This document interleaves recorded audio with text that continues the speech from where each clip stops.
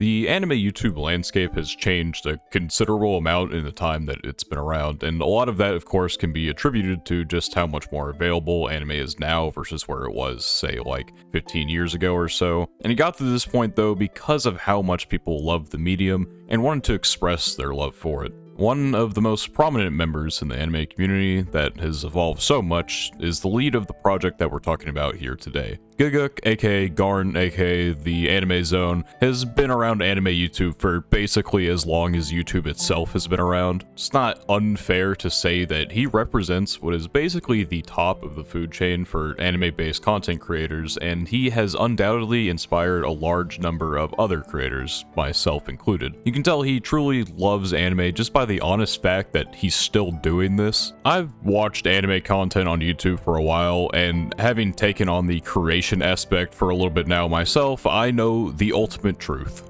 Being an anime YouTuber fucking sucks. You will never get Mr. Beast level views. The ad revenue from videos is abysmal compared to other parts of the platform, and while copyright issues have probably become less prominent now than they used to be, that doesn't mean that they don't exist. I'm looking at you, Toho, the bane of my existence. They've struck one of my videos before. They made it near impossible to post my free run video. I mean, you take one click on that thing, you're gonna see what happened to it because of all the problems they cause. And the instant my Onimai video crossed 100k, it's like they were twirling their evil mustache as they copyright claimed it. I thankfully won that appeal because they didn't see it and let it expire, but anyway, rant over, where were we? Right.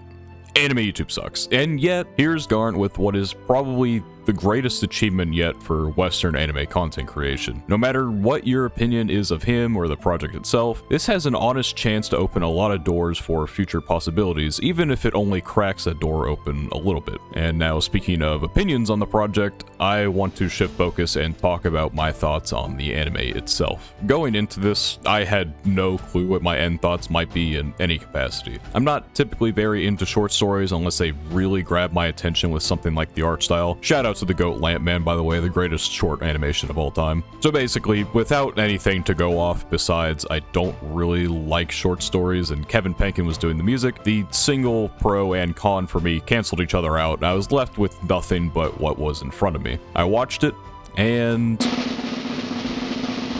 just ripping the band-aid off, it was alright. Now, this alright is more on the positive side of alright than the negative. In fact, I actually don't have anything negative to say about it at all. It simply just wasn't for me, which is bound to happen in a project like this. If you know anything about Garnt from either Trash Taste, live streams, or whatever else, it's clear to see how much of himself he poured into this anime. One of the most common writing tips is to just simply write what you know, and you can definitely move the puzzle pieces of Baan around to make a picture of its creator. Baan is made for people wanting to find something more for themselves than what they grew up around, but at the same time, reminding that same group that they always have something to return to, and even if you are moving past your roots to build yourself, it's not wrong to go back and find comfort in the things that made you into what you are now. I haven't quite had an experience like that in my life. The closest thing I've had was going away for college in a city only an hour away from home, and hell, I only did that for a semester. For those who have that kind of experience though, I'm sure Baan will land much more comfortably.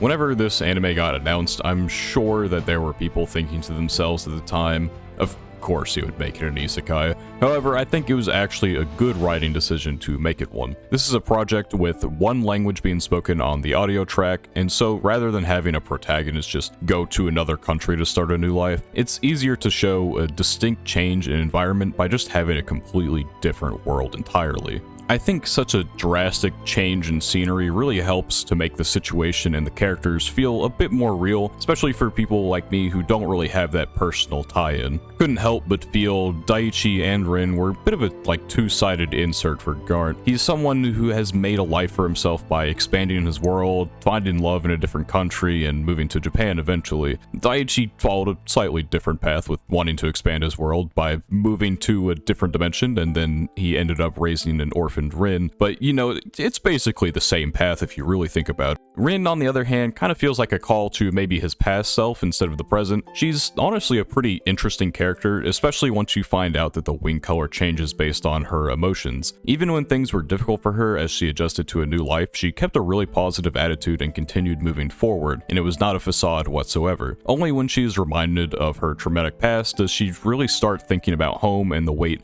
of her current hardships really start to push back against her.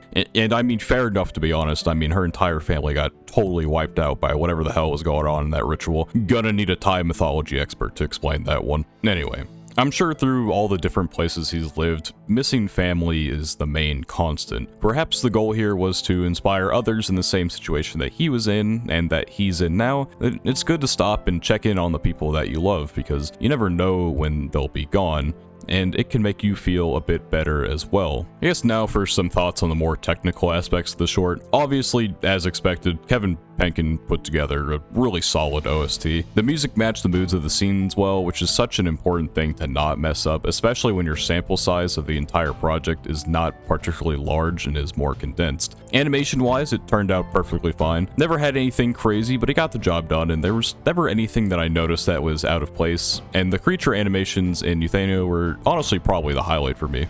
The rainbow dragon dude thing was crafted really well, and anytime it was CG, it didn't look out of place whatsoever, and the other things that rolled up during the ritual were pretty unsettling, so they did their job there. The background art wasn't anything to write home about, but I did think the anime was always pretty successful in terms of creating an atmosphere for its scenes. That snowy playground scene towards the end in particular probably was my favorite shot of the entire thing. I think that's probably everything I wanted to say.